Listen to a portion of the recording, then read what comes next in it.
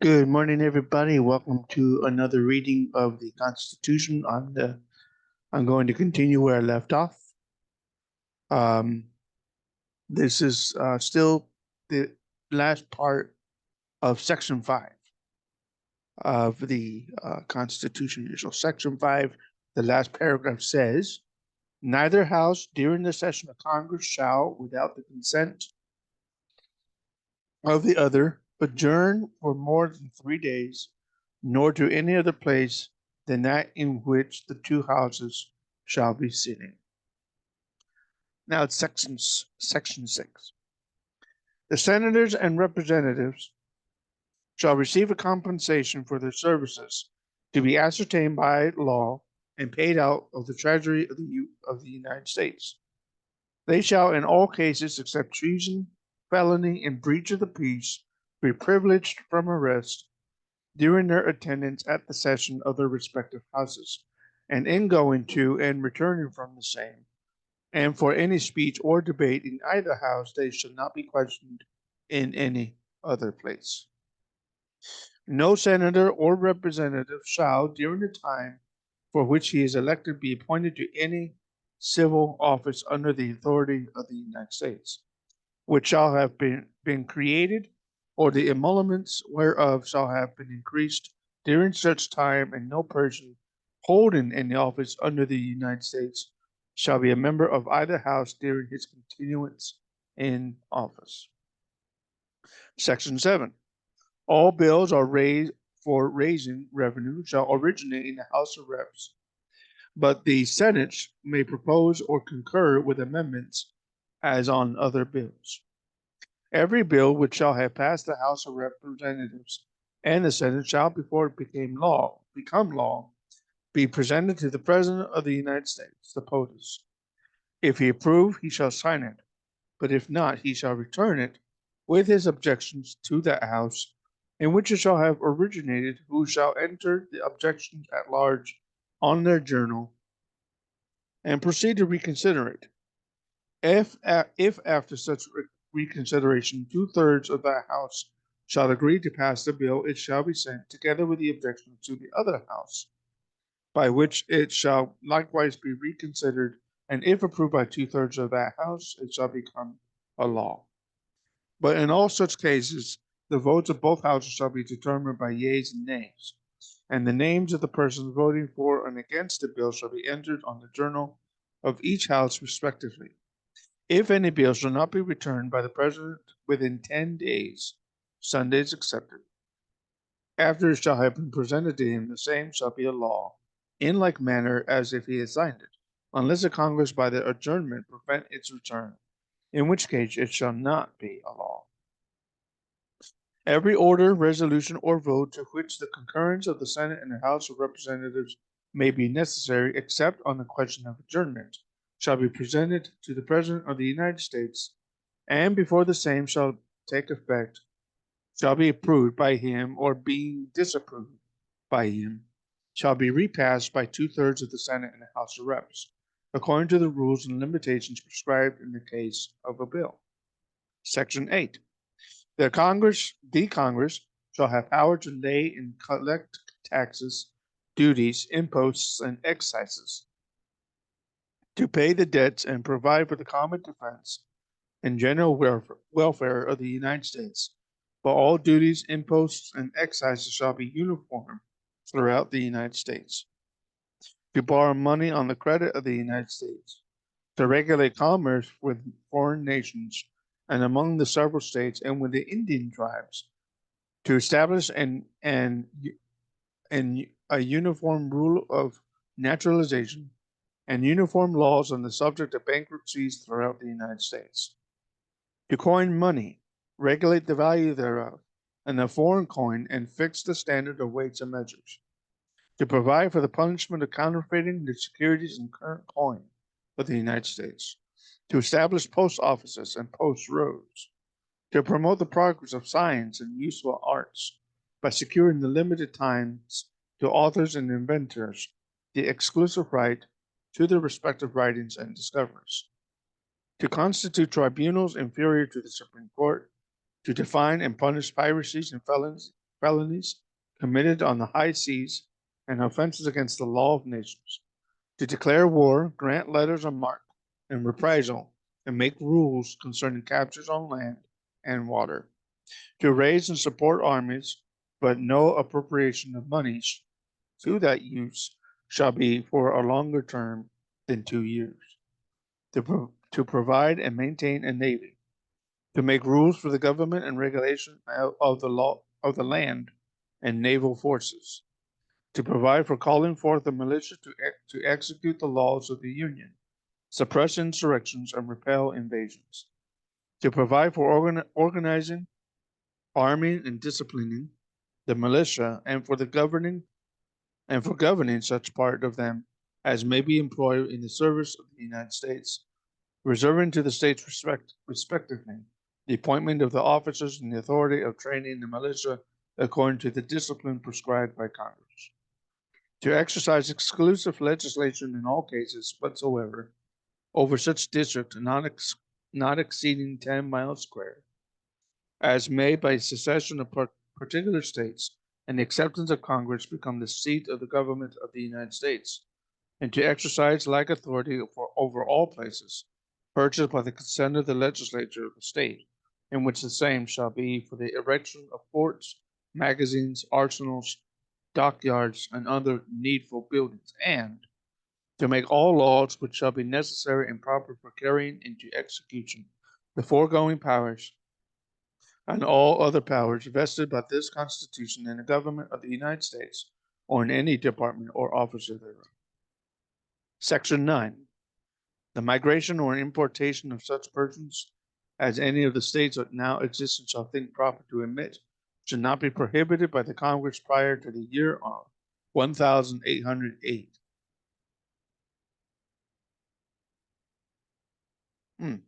Prior to the year on 1808 by the tax or duty may be imposed on such importation not exceeding $10 for each person.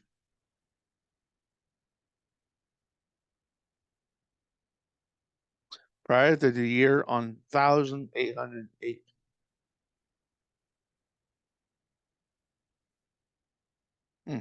The privilege and the writ of habeas corpus shall not be suspended unless when in cases of rebellion or invasion the public safety may require it. No bill of attainder or ex post facto law shall be passed. No capitation or other direct tax shall be laid, unless in proportion to the consensus and enumeration herein before directed to be taken. See the 16th Amendment. No tax or duty shall be laid on articles exported from any state. No preference shall be given by any regulation of commerce or revenue to the ports of one state over those of another, nor shall vessels bound to or from one state be obliged to enter, clear, or pay duties in another. No money shall be drawn from the treasury, but in consequence of appropriations made by law, and a regular statement and account of the receipts and expenditures of all public money shall be published from time to time. No title of nobility shall be granted by the United States, and no person holding any office of profit or trust under them shall, without the consent of the Congress, accept any present emolument, office, or title of any kind whatsoever from any king, prince, or foreign state. We might have a problem with that respect when it comes to the Bidens. Section 10.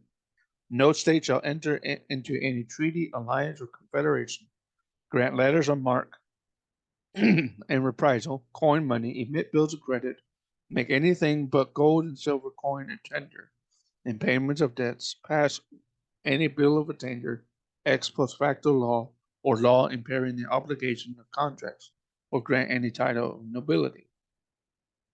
No state shall, without the consent of Congress, lay any imposts or duties on imports or exports, except what may be absolutely necessary for executing its inspection laws, and the net produce of all duties and imposts laid by any state on imports or exports shall be for the use of the Treasury of the United States, and all such laws shall be subject to the revision and control of the Congress.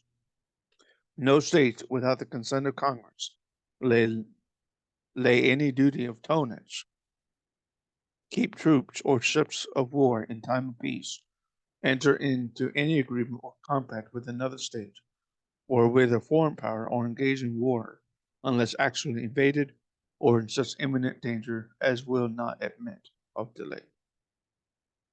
Article 2, that's just Article 1. This is Article 2, Section 1. The executive power shall be vested in the President of the United States. He shall hold his office during a term of 4 years, and together with the Vice President chosen for the same term be elected as follows. Each state shall appoint in such manner as the legislature thereof may direct a number of electors equal to the whole number of senators and representatives to which the state may be entitled in the Congress, but no senator or representative or person holding an office of trust or profit under the United States shall be appointed and elected. The electors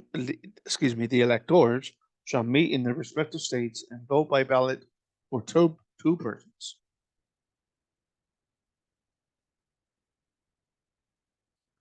Two persons, of whom one at least shall not be an inhabitant of the same state with themselves, and they shall make a list of all persons voted for and the number of votes for each, which list they shall sign and certify and transmit, sealed to the seat of the government of the United States. Directed to the President of the Senate. President of the Senate shall, in the presence of the Senate and the House of Reps, open all the certificates and the votes shall then be counted. The person having the greatest number of votes shall be the President, if such number be a majority of the whole number of electors appointed, and if there be more than one who have such majority and have an equal number of votes, then the House of Reps shall immediately choose by ballot one of them for president. If no person have a majority, then from the 5 highest on the list, the said House shall in like manner choose the president. But in choosing the president, the vote shall be taken by states, the representation from each state having one vote.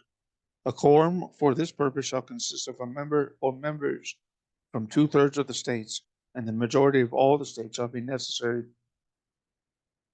to a choice. In every case, after the choice of the president, the person having the greatest number of votes of the electors shall be the vice president. But if there should remain 2 or more who have equal votes at the Senate, the Senate shall choose from them by ballot the vice president. This was changed by the 12th Amendment. The Congress may determine the time of choosing the electors and the day on which they shall give their votes, which day shall be the same throughout the United States.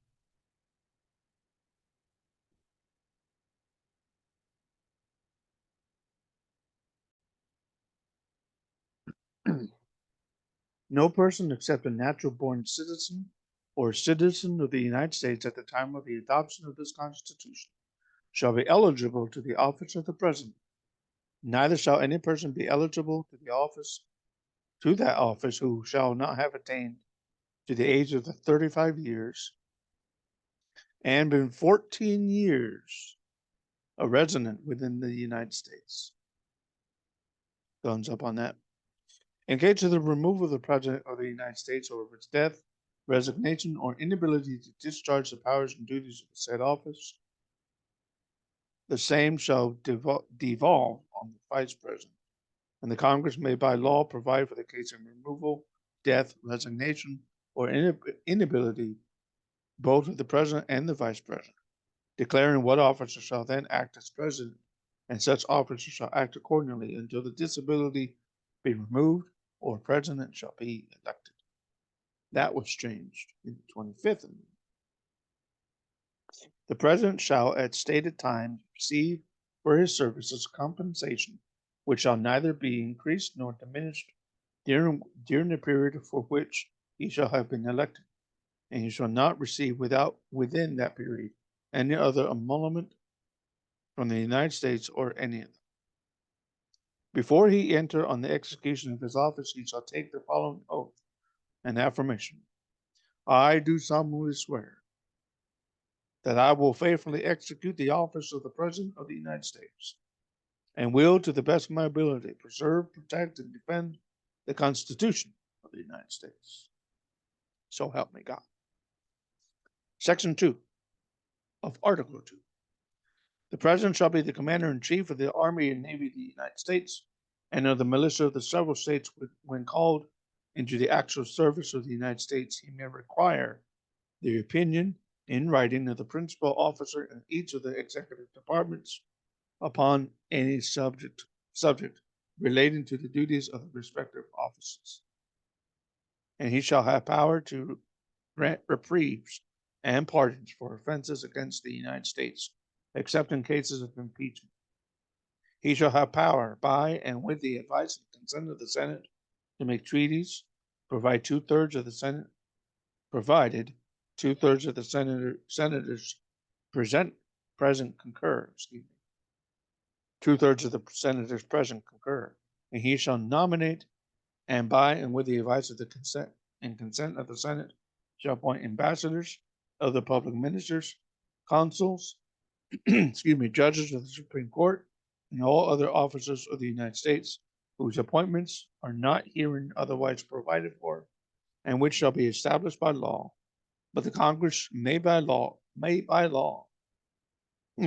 vest the appointment of such inferior officers as they think proper in the President alone, in the courts of law, or in the heads of the departments.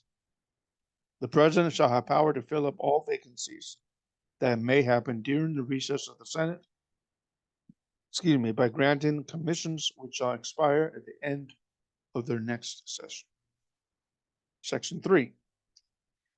He shall, the President, from time to time give to the Congress information of the state of the Union, and recommend to the consideration such measures as he shall judge necessary and expedient. He may, on extraordinary occasions, convene both houses or either of them, and in case of disagreement between them, with respect to the time of adjournment, he may adjourn them to such time as he shall think proper. He shall receive ambassadors and other public ministers, and he shall take care that the laws be faithfully executed, and shall commission all the officers of the United States. Section 4. The President, the Vice President, and all civil officers of the United States shall be removed from office on impeachment for and conviction of treason, bribery, and other high crimes and misdemeanors. Article 3, Section 1. The judicial power of the United States shall be vested in one Supreme Court, and in such inferior courts as the Congress may from time to time ordain and establish. The judges, both of the Supreme and inferior courts, shall hold their offices during good behavior, and shall, at stated times, receive for their services a compensation which shall not be diminished during their continuance in office. Section 2. The judicial power shall extend to all cases in law and equity arising under this Constitution, the laws of the United States, and treaties made or which shall be made under their authority, to all cases affecting ambassadors, other public ministers and consuls, to all cases of admiralty and maritime jurisdiction, to controversies to which the United States shall be a party, to controversy between two or more states, between a state and citizens of another state, changed by the 11th Amendment there, between citizens of different states, between citizens of the same state claiming lands under the grants of different states, and between a state and the citizens thereof, and foreign states, citizens, and subjects, also changed by the 11th Amendment. excuse me, in all cases affecting ambassadors, other public ministers, and consuls, those in which a state shall be a party, the Supreme Court shall have original jurisdiction. Excuse me, in all of the other cases before mentioned, the Supreme Court shall have appellate jurisdiction both as law and fact, with such exceptions and under such regulations as the Congress shall make. The trial of all crimes, except in cases of impeachment, shall be by jury, and such trial shall be held in the state where the said crimes shall have been committed. But when not committed within any state, the trial shall be at such place or places as the Congress may by law have directed. Section 3. Treason against the United States shall consist only in levying war against them or in adhering to their enemies, giving them aid and comfort. No person shall be convicted of treason unless on the testimony of 2 witnesses to the same overt act or on confession in open court. The Congress shall have power to declare the punishment of treason, but no attainder of treason shall work corruption of blood or forfeiture except during the life of the person attained to. Section 4, Article 4, Section 1. Full faith and credit shall be given in each state to the public acts, records, and judicial proceedings of every other state, and the Congress may, by general laws prescribe the manner in which such acts, records, and proceedings shall be proved and the effect thereof. Section 2. The citizens of each state be entitled to all privileges and immunities of citizens in several states. A person charged in any state with treason, felony, or other crime who shall flee from justice and be found in another state shall, on demand of the executive authority of the state from which he fled, be delivered up to be removed to the state having jurisdiction of the crime. No person held to service or labor in one state under the laws thereof, escaping into another, shall, in consequence of any law or regulation therein, be discharged from such service or labor, but shall be delivered up on claim of the party to whom such service or labor may be due. And that part was changed by the 13th Amendment. Section 3. No state shall be admitted by the Congress into this union, but no new state shall be formed.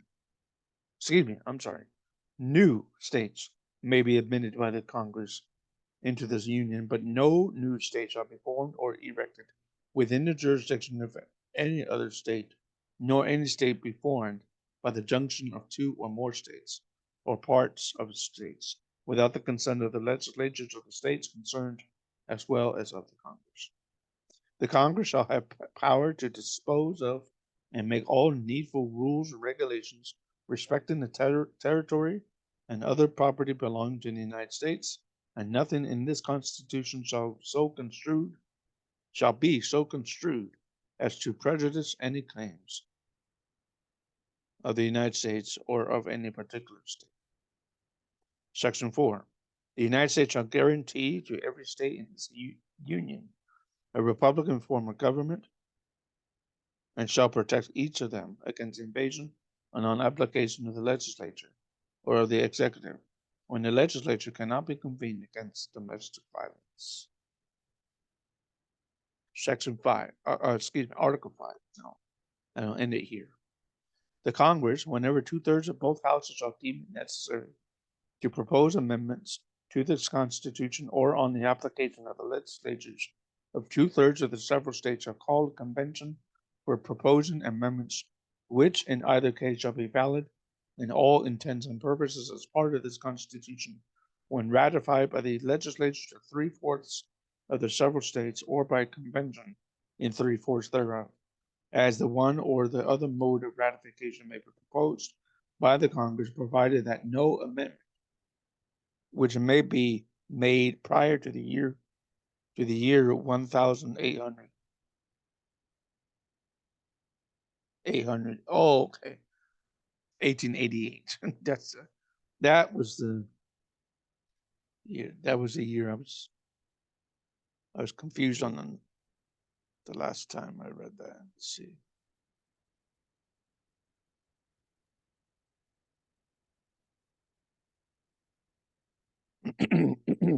Where was that? Other year thing. I got confused on. There's somewhere over here.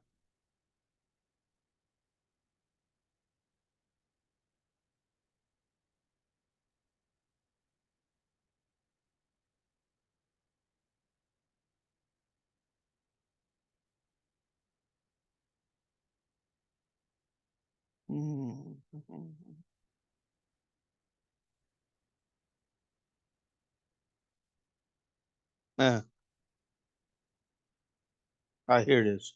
And you're on 1,800. Yeah, section 9. So it's 1888. Yeah. Okay. Let's go back.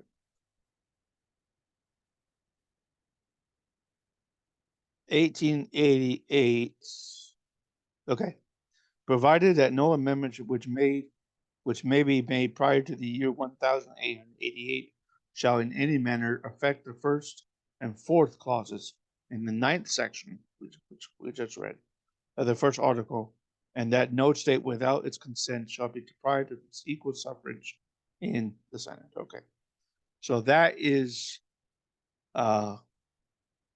Article 1, Section 6 to Article 5. Section 6 of Article 1 to Article 5.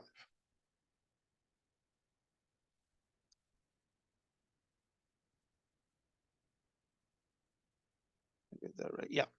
Okay. Hope you enjoyed the reading, and I'll be back later with more readings. Bye-bye.